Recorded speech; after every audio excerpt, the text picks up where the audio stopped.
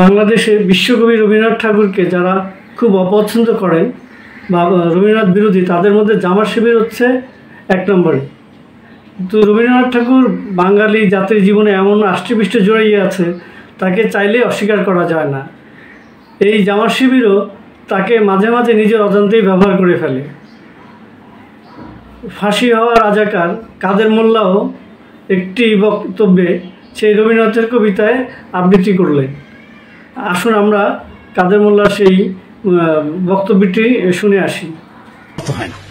তাহলে আমার চেষ্টা করতে হবে বাংলার ছাত্রের কাছে যখন আমি কথা বলবো, তখন সেখানে বাংলা ভাষার সুপণ্ডিত যারা, তারা যে অত্যন্ত রুচিশীল সাহিত্য রচনা করেছেন, শব্দ চয়ন করেছেন, কেউ কেউ শব্দ তৈরি করেছেন, যে শব্দগুলি হৃদয়গ্রাহী, এই শব্দগুলি কোন কোন জায়গায় ব্যবহার করা যায়, এই ধরনের দক্ষতা অর্জন করা উচিত।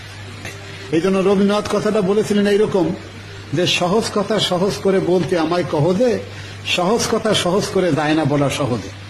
একই ভাষা সকলের কাছে সহজ নয়। যেটা ইউনিভার্সিটিতে সহজ সেটা প্রাইমারি স্কুলে সহজ নয়। যেটা গ্রামে সহজ সেটা অনেক জায়গায় শহরে অনেক মানুষ বুঝে না। সুতরাং স্ট্রাকচার অফ নলেজ অর্জন করলে আমরা স্পষ্ট জ্ঞান অর্জন করতে পারবো এবং সেটা প্রয়োগ করতে পারবো। 2 নম্বর, খুনি কাদের মোল্লার মুখে রবীন্দ্রনাথের এই কবিতা এটাই প্রমাণ করে বাঙালি জাতির জীবনে রবীন্দ্রনাথের কত বড় প্রভাব রয়েছে। তাকে বাঙালি কখনোই অস্বীকার করে চলতে পারবে না। এই তো কয়েকদিন আগে একটি ভিডিওতে আমি দেখিয়েছিলাম যে বিএনপি নেতা মির্জা ফখরুল সাহেবও রবীন্দ্রনাথের কবিতা আবৃত্তি করছেন। আপনার সুখ দুঃখ আনন্দ যে ভাবটাই থাকুক না কেন, দেখবেন যে রবীন্দ্রনাথের কোনো না কোনো গান, কবিতা, সাহিত্যের মধ্যে আপনি তা পেয়ে যাচ্ছেন। আরে টাঙ্কি মারতে তো রবীন্দ্রনাথকে লাগে। আমাদের যখন কম বয়স, রানা ভাই, জাহাঙ্গীর ভাই, রকুন ভাই, আমাদের 10-12 জনের একটা দল ছিল।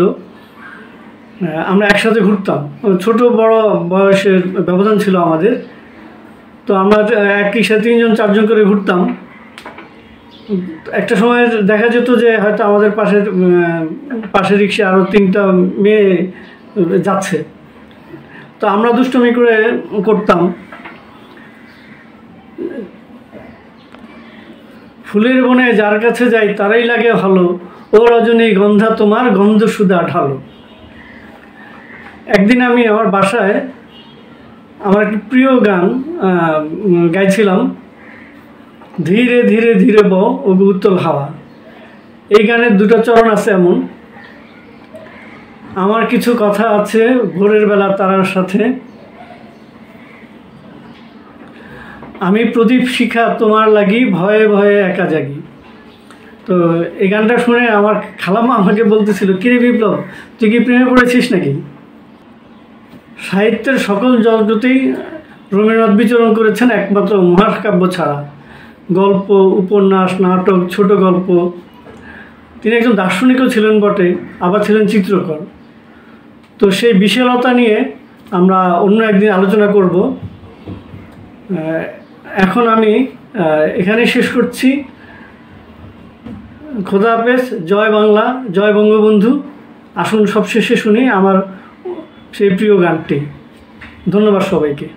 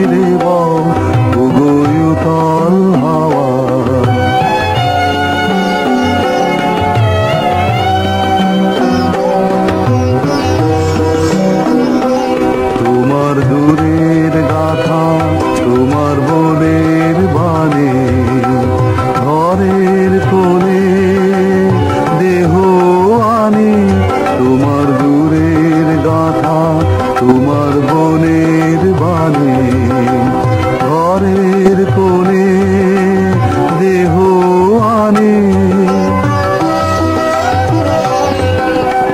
আমার কিছু কথা আছে